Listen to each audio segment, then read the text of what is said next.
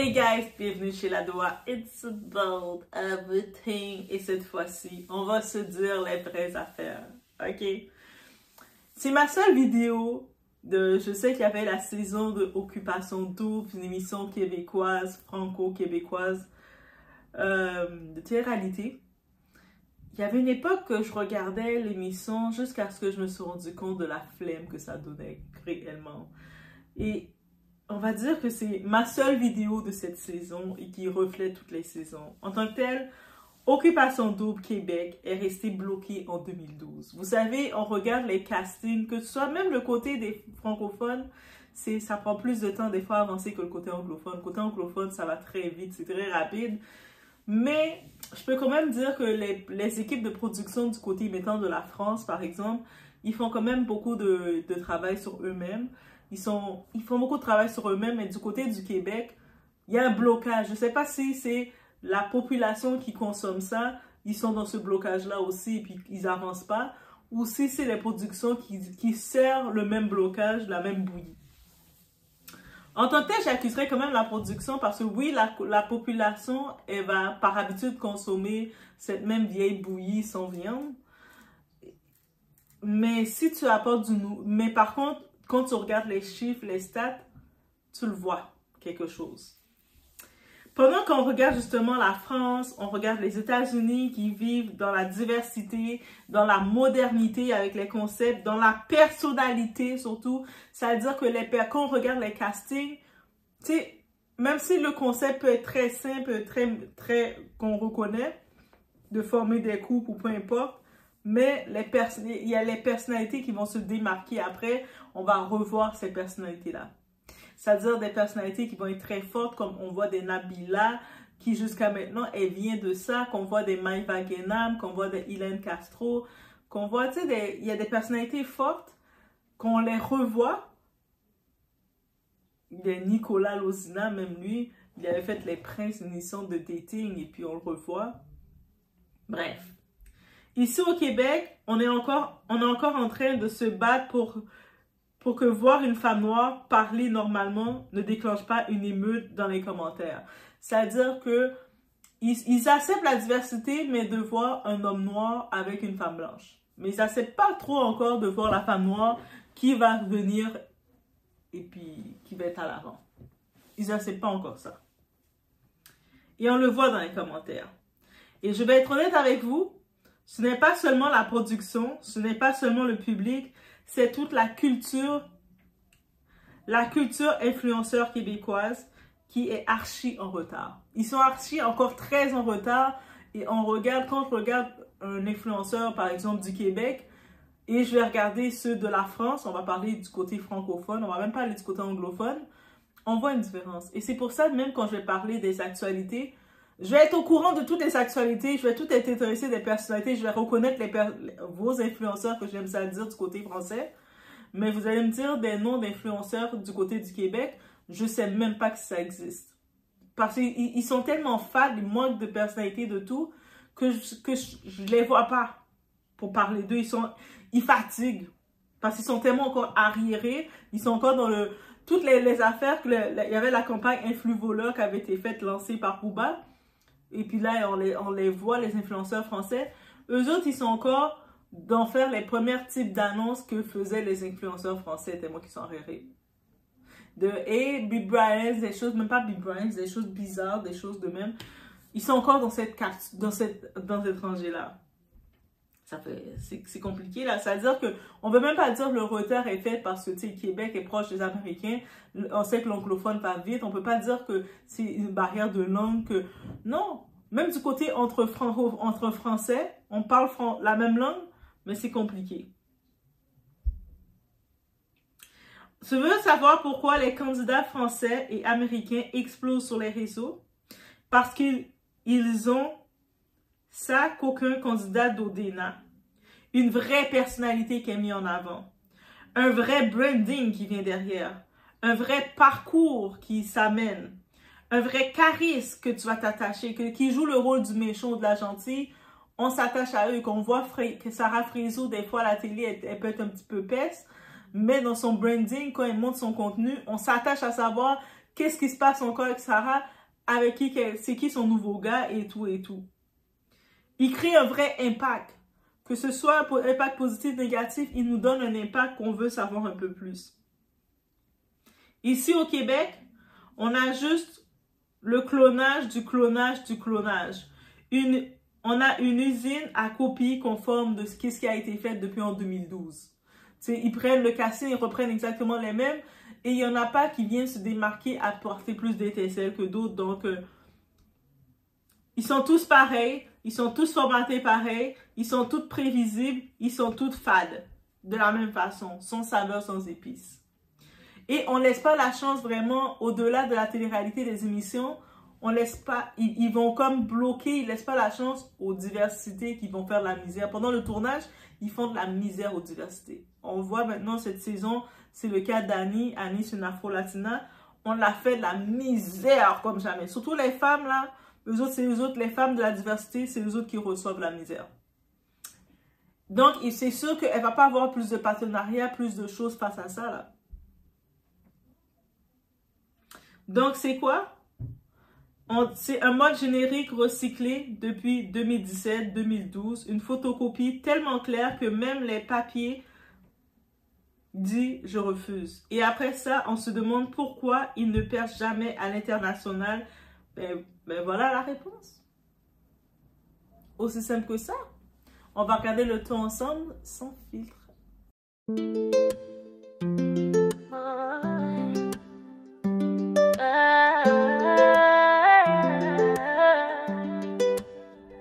Baby, watch me now.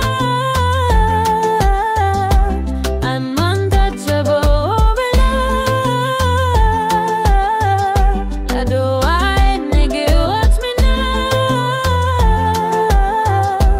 I'm untouchable.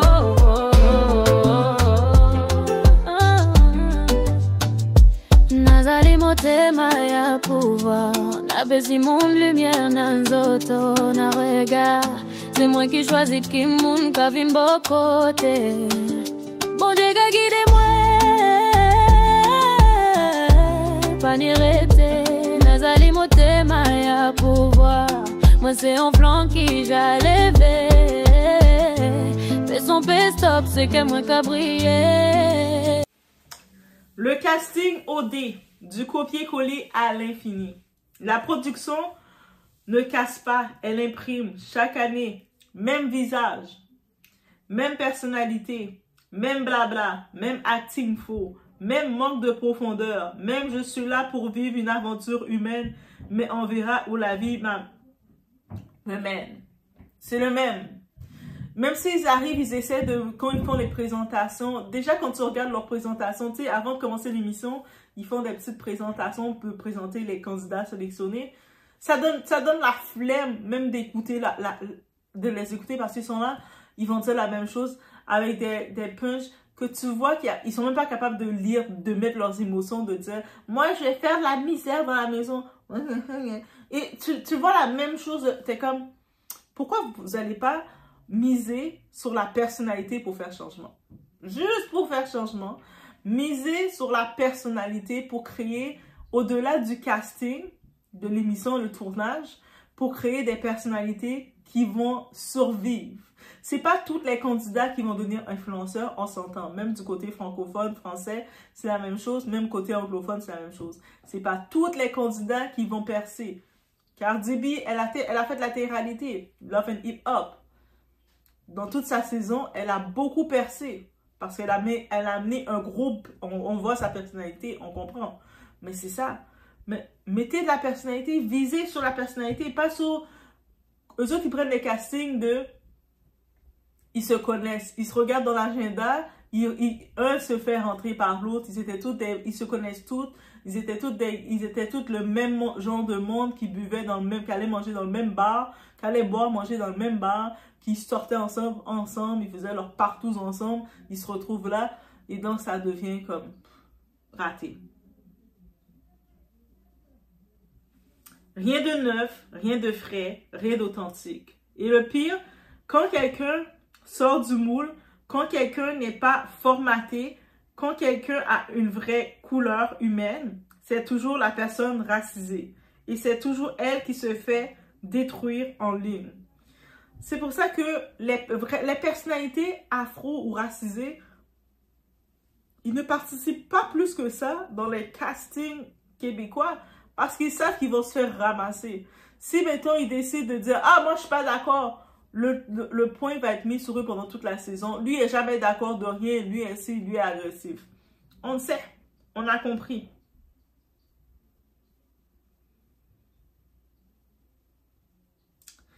C'est tellement rendu fade à l'écran que les seules personnes qu'on remarque sont les minorités visibles parce que le reste, c'est le vide, le néant, le désert émotionnel, une boîte de carton vide sur un tapis roulant. C'est limite, c'est ça. On regarde leurs photos, on les reconnaît même pas. Tu sais, des fois, tu vas regarder l'émission, mais tu vas être capable de reconnaître les personnes. Tu vas savoir Adé Laurent, c'est qui, quand il faisait ses castings. Tu vas regarder Ilan Castro. Ilan Castro va donner des coachings aux Québécois. Va les donner des coachings. Lui était bon dans le jeu.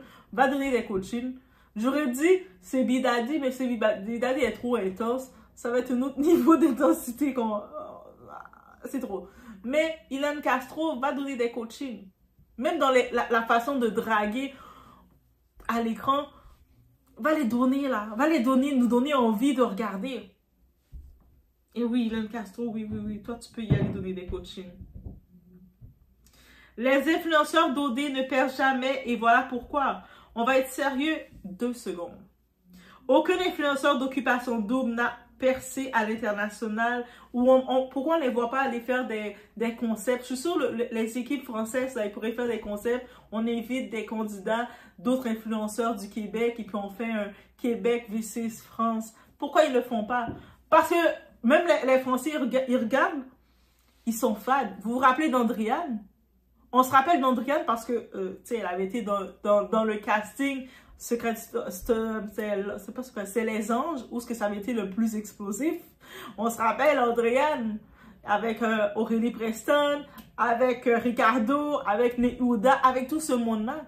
Et elle n'avait pas percé parce qu'elle avait une grosse personnalité et tout. Elle avait percé parce qu'elle était obligée d'aller elle était dans les placards en train de pleurer. Après, elle a essayé de créer un petit couple avec Aurélie. Bref, elle avait essayé de créer quelque chose, mais on a vu sa personnalité, comment c'est très bas.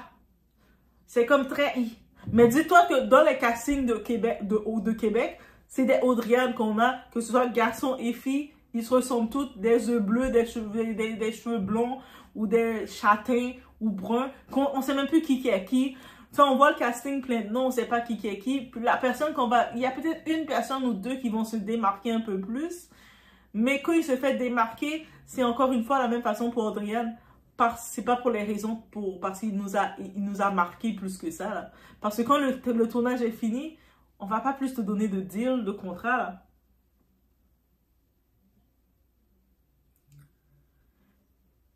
Et aucun même n'a percé hors du Québec, que ce soit à Vancouver, à Toronto, on les voit. États-Unis, c'est pas loin de nous. Mais non. Aucun n'a cassé l'Internet pour de vrai. Même après les tournages, des fois, ils continuent de faire... C'est là qu'ils font de l'argent, les candidats. Ils deviennent influenceurs. On voit s'ils vont devenir influenceurs.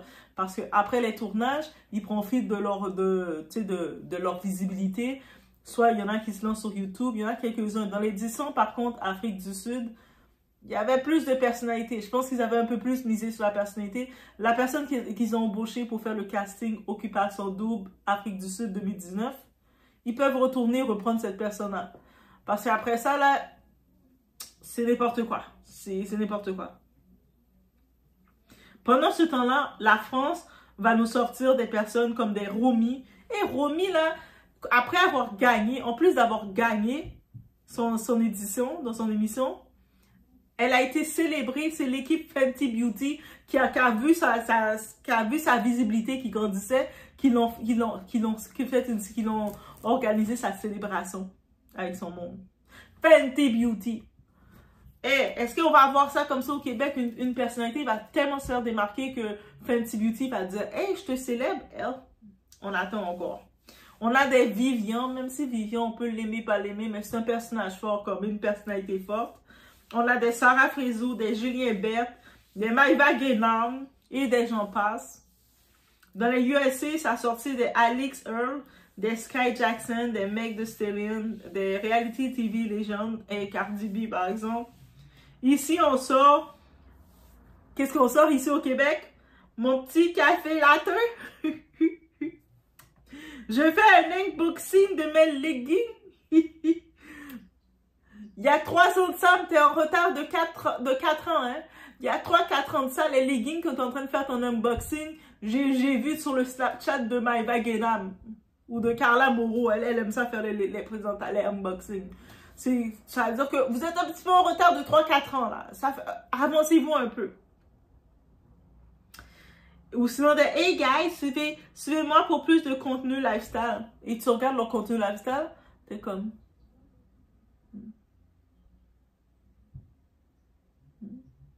Au moins, allez regarder, je vous dis pas regarder du côté anglophone. Allez, on reste toujours du côté francophone. Allez regarder du côté francophone. Tu sais, le Québec, c'est pas les enfants de la France, ce sont les enfants de la France. Allez regarder de vos ancêtres, de vos grands frères la France.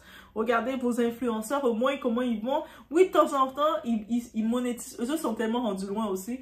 Ils monétisent un petit peu leur divorce. Ils monétisent, comme on sait que, à ce qui paraît, notre Poupette Kenza, elle n'a pas fait de télé-réalité, mais c'est une influenceuse.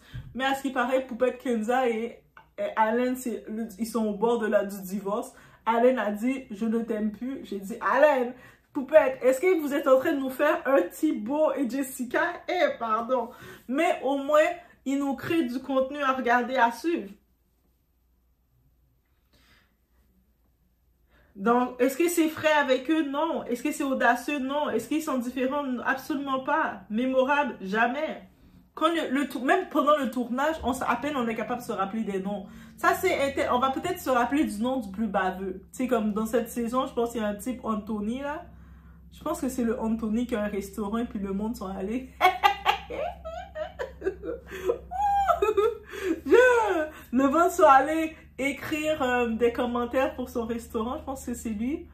Là, le monde sont, oh my god, vous n'avez pas le droit d'aller dans sa vie privée, d'écrire des commentaires. Par contre, lui, il a fait de la publicité pour son restaurant. S'il s'était bien comporté, là, s'il avait été un fin, là, s'il avait eu, comme il avait été un Nicolo. Tu sais, Nicolo, c'est un bon gars, good gars. Il a fait beaucoup de télé-réalité, beaucoup de casting. Et il a toujours une belle image. Et Nicolo va donner des castings aux gens. Va les donner des castings, va les donner des tutoriels de comment faire. Lui a fait plein de télé-réalité. Il a toujours eu une belle image de lui. Donc, s'il aurait eu une image à Nicolo, il aurait été content de faire la publicité de son restaurant. Là, tout d'un coup, il s'est comporté comme un zigoto, comme un mal-tu-vu, comme un je ne sais trop quoi, comme un arrogant. Là, le monde s'en souvient. Vous devez pas mal commenter. Mais dans le sens inverse, on accepte les prix, mais on n'accepte pas le tout. Il faut tout accepter. Hein. Au point où, honnêtement, mieux vaut qu'ils envoient Ilan, Sarah Frézou, du Maïva Guénam. Moi, je dirais du Nicolo aussi. Nicolo, même si c'est le gentil de la télé, mais il a quand même, en étant gentil comme il est, il a quand même été capable de créer sa communauté qui l'aime, qui le supporte. Et il n'est pas dans le négatif, il n'est pas dans le trash. Donc, ça veut dire que oui, Nicolo, tu peux faire des castings, tu peux faire Allez venir aider le monde qui font les castings au Québec pour prendre du monde, dire oui, tu peux faire plusieurs réalités, paraître, défendre ton opinion et bien passer. Sarah Frézou va vous montrer une autre façon de faire. Elle va vous montrer que dans les émissions, par contre, les producteurs, ils l'aiment parce qu'elle va vous donner du show. Elle n'a pas peur de vous donner du show, de piquer tout le monde, d'être la peste de service devant les caméras et de donner des séquences.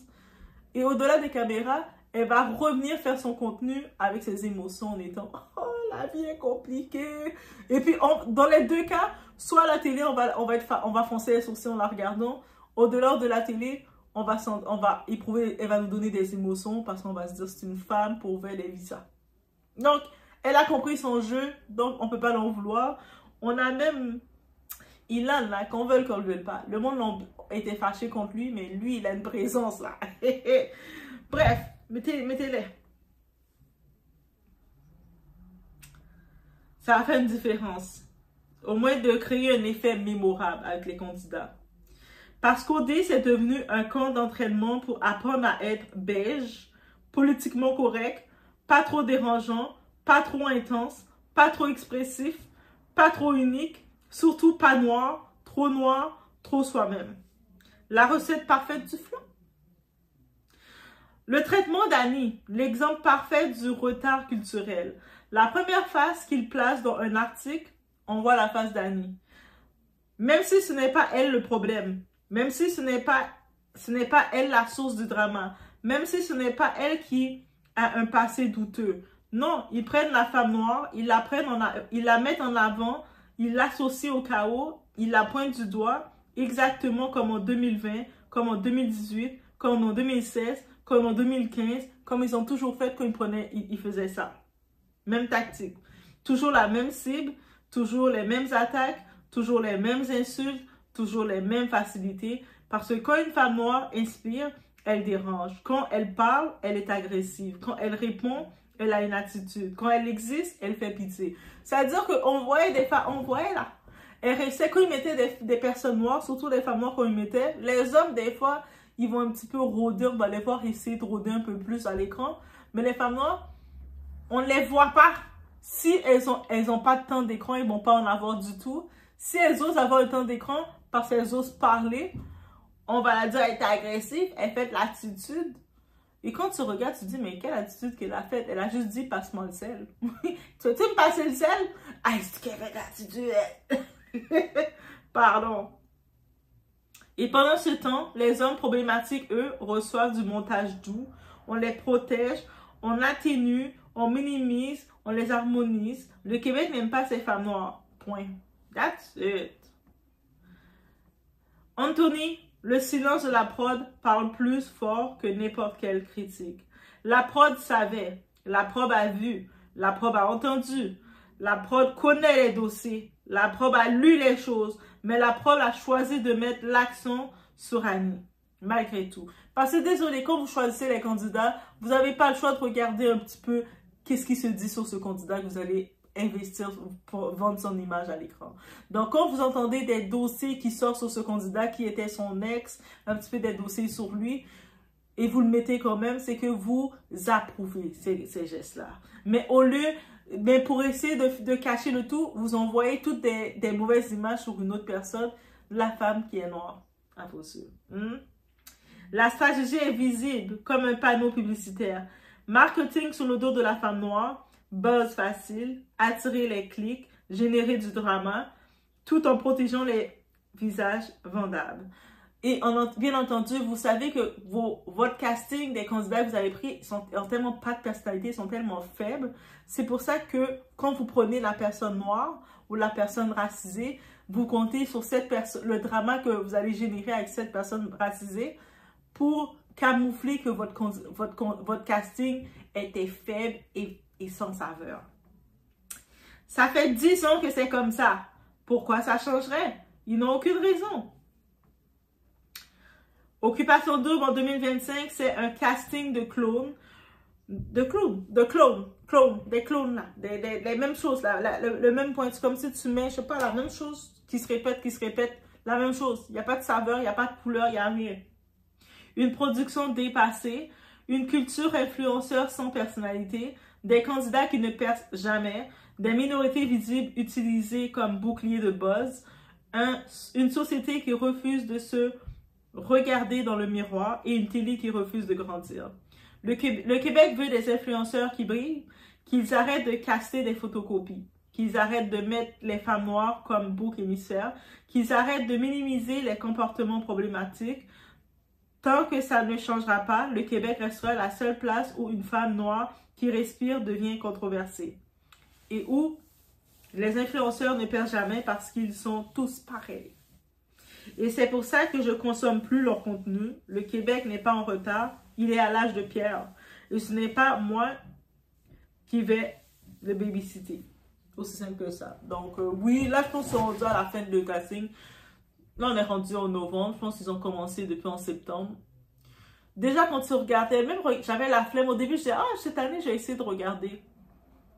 Après, il y a toutes les vidéos de présentation des candidats pour regarder. Ça dure 1 minute, 2 minutes.